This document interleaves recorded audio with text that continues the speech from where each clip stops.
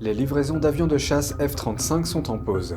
Tout cela à cause d'une seule pièce fabriquée en Chine.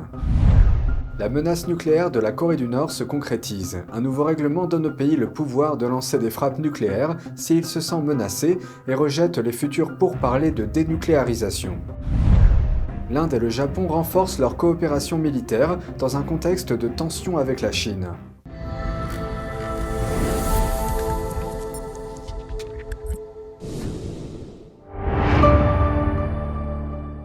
Bonjour, bienvenue dans Regard sur la Chine. Après des années d'impasse dans les négociations en vue d'une dénucléarisation, la Corée du Nord a réaffirmé son statut vendredi. Les médias d'État ont rapporté que Pyongyang a adopté une nouvelle loi qui donne le droit de recourir à des frappes nucléaires préventives. Elle empêche également toute négociation de dénucléarisation. Voici la suite. Une loi datant de 2013 soulignait d'abord le statut de la Corée du Nord en tant qu'État à capacité nucléaire. Elle stipulait que le pays pouvait riposter avec des armes nucléaires pour repousser une invasion ou une attaque d'un pays hostile à capacité nucléaire. La nouvelle loi adoptée vendredi va plus loin. Si Pyongyang détecte ce qu'il appelle une attaque imminente par des armes de destruction massive contre lui, il s'est accordé le droit de frapper le premier. Il s'agit d'une référence apparente à une stratégie que la Corée du Sud a dévoilée en juillet visant la Corée du Nord. Le leader du Nord, Kim Jong-un, a déclaré que c'était le signe d'une détérioration de la situation. Il a ajouté que la nouvelle loi interdit toute nouvelle négociation sur la dénucléarisation et a déclaré le point de non-retour dans un discours. L'administration du président Joe Biden a proposé de reprendre les pourparlers avec Kim, tandis que le président sud-coréen Yoon Suk-yeol a offert une aide économique à Pyongyang si celle-ci acceptait de se dénucléariser.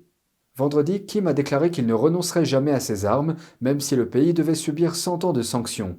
La loi stipule, si le système de commande et de contrôle des forces nucléaires de l'État est mis en danger par une attaque de forces hostiles, une frappe nucléaire sera lancée automatiquement et immédiatement pour détruire les forces hostiles.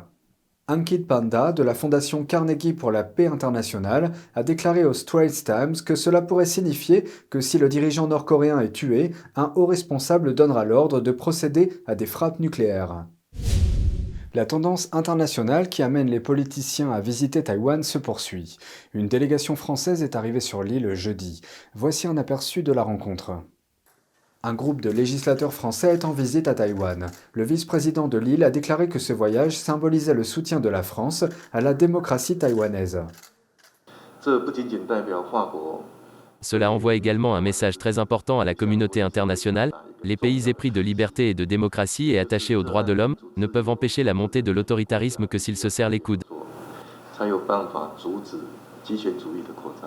Le sénateur français à la tête de la délégation a souligné l'importance de Taïwan.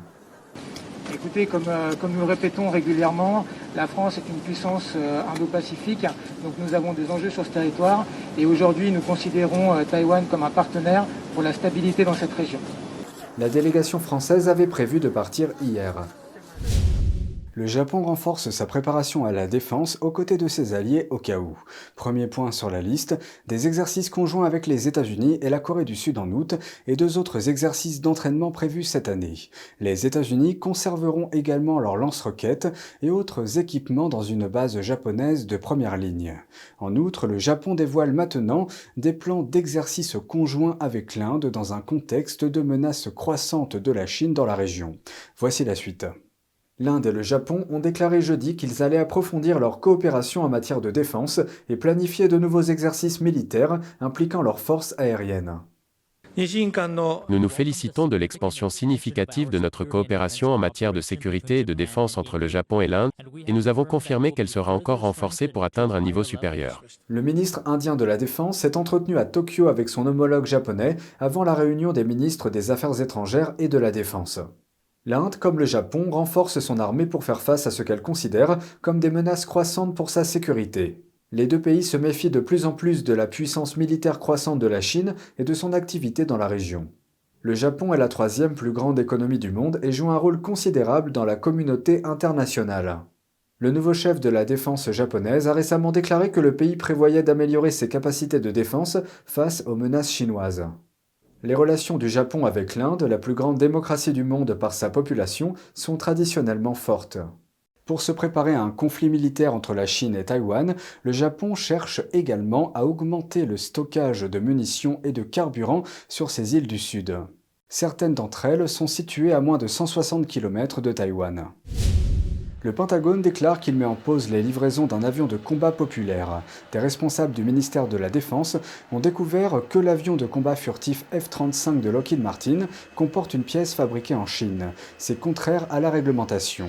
Mais le Pentagone affirme que ce composant ne pose aucun problème de sécurité nationale.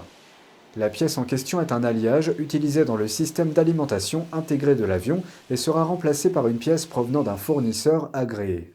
Le F-35 est largement utilisé par l'armée américaine, avec des versions destinées à l'armée de l'air, aux Marines et à la marine pour les porte-avions.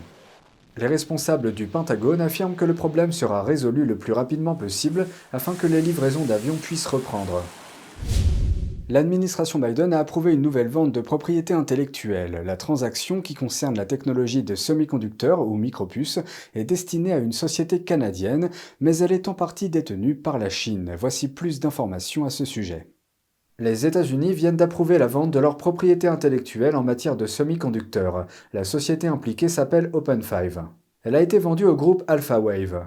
Le fournisseur canadien AlphaWave est soutenu financièrement par Wise Road Capital, qui détient une participation de 10% dans AlphaWave. Et Wise Road Capital est basée à Pékin. Elle entretient des liens étroits avec le Parti communiste chinois et ses transactions ont souvent été conformes aux objectifs de la politique industrielle du régime communiste chinois. Des législateurs républicains questionnent cette approbation. Le sénateur Marco Rubio a déclaré dans un communiqué « En ne bloquant pas ces dernières ventes, l'administration Biden a une fois de plus démontré son manque total de volonté de prendre cette menace au sérieux. » Il a ajouté « La compétitivité américaine en souffrira à long terme. » La Maison-Blanche n'a pas émis de commentaires sur la question. À l'heure actuelle, les États-Unis sont largement dépendants de l'Asie pour les puces électroniques. Presque toutes sont importées de Taïwan et de Chine. Nous aimerions prendre un peu de temps pour répondre à une question du public. Un téléspectateur a posé une question sur la production de néon, un gaz léger utilisé dans l'industrie, et le rôle de la Chine dans ce domaine. L'invasion de l'Ukraine par la Russie a encore aggravé la pénurie mondiale de semi-conducteurs ou puces électroniques. Cela concerne la fabrication d'un ingrédient clé nécessaire à la fabrication des puces, le gaz néon.